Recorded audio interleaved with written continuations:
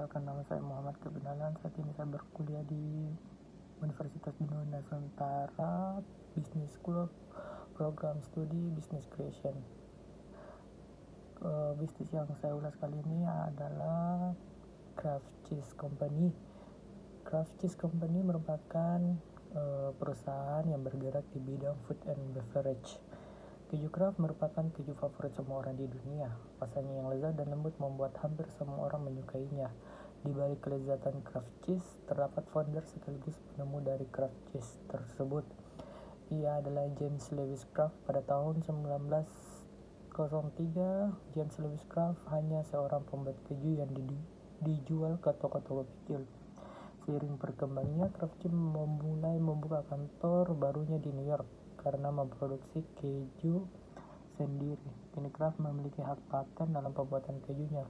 Beberapa tahun kemudian, Kraft Cheese Company bergabung dengan Phoenix Cheese Corporation. Kemudian, National Dairy Product Corporation mengakuisisi Kraft Cheese Corporation. Jadi berganti nama menjadi Kraft Phoenix Cheese Corporation.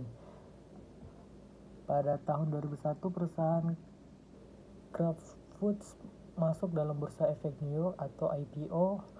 Kini Kraft Foods Group merupakan salah satu produsen makanan olahan terbesar kedua di dunia setelah Nestle.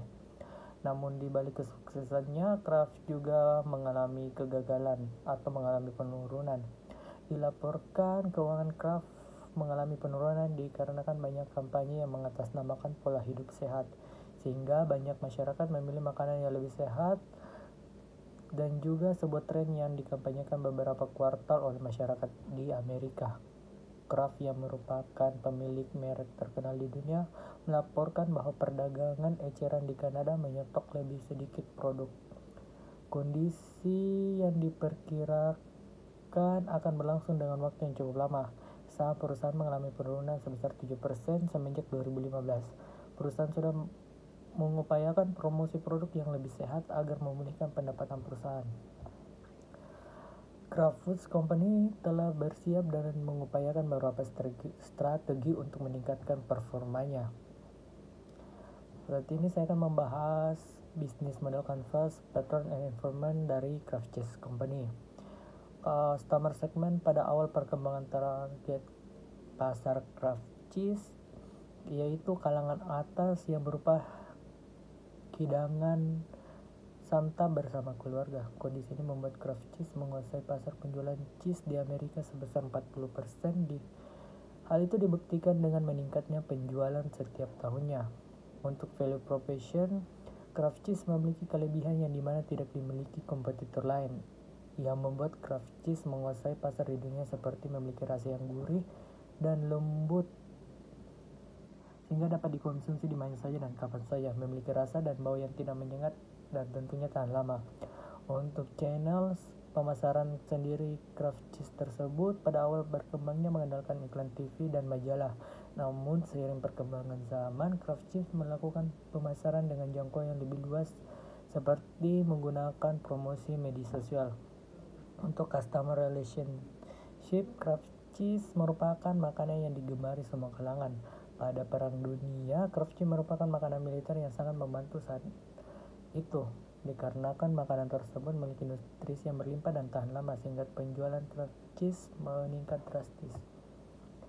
Untuk revenue streams, Kraft Cheese memiliki pendapatan yang berasal dari penjualan Kraft Cheese atau keju. Walaupun seiring berkembangnya penjualan Kraft Cheese tidak hanya keju, namun beberapa produk yang sudah diakuisisi oleh perusahaan Kraft. Untuk key research, terdapat beberapa sumber daya yang mendukung yang dapat membuat perusahaan Kraft Cheese sukses hingga sekarang, diantaranya seperti keuangan yang mencukupi, pabrik produksi, alat-alat yang memadai, kantor, hingga Kraft Cheese sendiri memiliki vendor pengirim yang murah atau pihak ketiga yang membuat Kraft Cheese sampai ke tangan konsumen tepat waktu.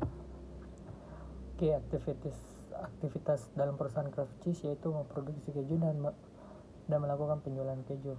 Key partnership yang dibutuhkan dalam perusahaan Kraft Cheese: supplier, bahan baku pembuatan keju, investor untuk memadai. Untuk cost structure, pengeluaran yang dilakukan perusahaan ialah gaji pegawai, biaya pemasaran agar dikenal lebih luas, asuransi perusahaan, dan juga pembagian laba untuk pemegang saham. Selanjutnya, bisnis model pattern. Dalam studi kasus ini, pola pattern yang digunakan Kraft Chief yaitu long tail model, yang dimana menjual produk yang sedikit namun berfokus pada pasar dengan menjual produk terlarisnya seperti keju, sehingga perusahaan Kraft menjual beberapa produk namun berfokus pada penjualan kejunya saja. Untuk bisnis model environment market force seperti market segment, pada awal berdirinya segmen pasar Kraft Chief sendiri ialah makanan keluarga yang dikonsumsi dari kalangan menengah ke atas. Namun saat terjadinya perang dunia, Kraft Cheese diminati berbagai kalangan dikarenakan makanan yang bernutrisi dan tahan lama, sehingga dapat dikonsumsi oleh semua kalangan dan semua usia, mulai balita hingga dewasa. Market isu. Beberapa tantangan yang dialami dari perusahaan Kraft Cheese ialah isu terkait kesehatan, hak paten, namun beberapa inovasi yang dijalankan seperti menghilangkan pewarna sintetis dan pengawet buatan pada produk bahan makanannya, dan juga memberikan produk yang rendah lemak. Needs and demands. Kebutuhan pasar saat ini ialah keju sehat dan rendah lemak, namun tidak mengubah keaslian rasa keju aslinya. Hal ini dibuktikan dengan produk Kraft Cheese sehingga produknya menguasai pasar sebesar 50% di Amerika dan 40% di Indonesia menurut data. Switching cost. Produk yang diganti dengan produk yang beredar di pasaran saat ini ialah keju slice yang awalnya keju balok namun agar mudah dan praktis dikonsumsi. Kraft Cheese melakukan inovasi membuat keju slice dengan tiap slice-nya dibungkus agar tetap higienis. Industry force. Seperti kompetitor, beberapa brand menjadi kompetitor dari Kraft Cheese ialah Pro Cheese, Cheddar, dan Anchors. Brand Pro Cheese dapat dibilang menjadi kompetitor terberat dari Kraft Cheese karena melakukan promosi dan pemasaran yang lebih tinggi dibandingkan dengan kompetitor lainnya. Untuk new entrants dibandingkan dengan pesaing baru Kraft Cheese yang masih mengguli pasar dikarenakan semua kalangan dengan harga yang tergolong tidak jauh beda. Teknologi trend. Era teknologi saat ini mempengaruhi pasar di mana jika tidak berevolusi pada pemasaran dengan menggunakan teknologi dan tren yang ada saat ini, maka pasar yang dikuasai akan jatuh. Kesimpulannya adalah di balik kesuksesan terdapat beberapa kegagalan pada perusahaan Kraft Cheese, di mana pada tahun 2009 gagal melakukan rebranding dan sempat melakukan PHK 2.600 pekerja dan menutup 7 pabrik.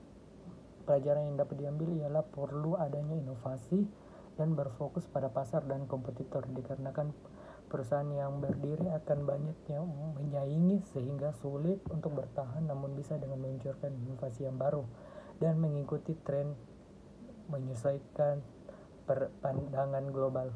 Sekian dari saya.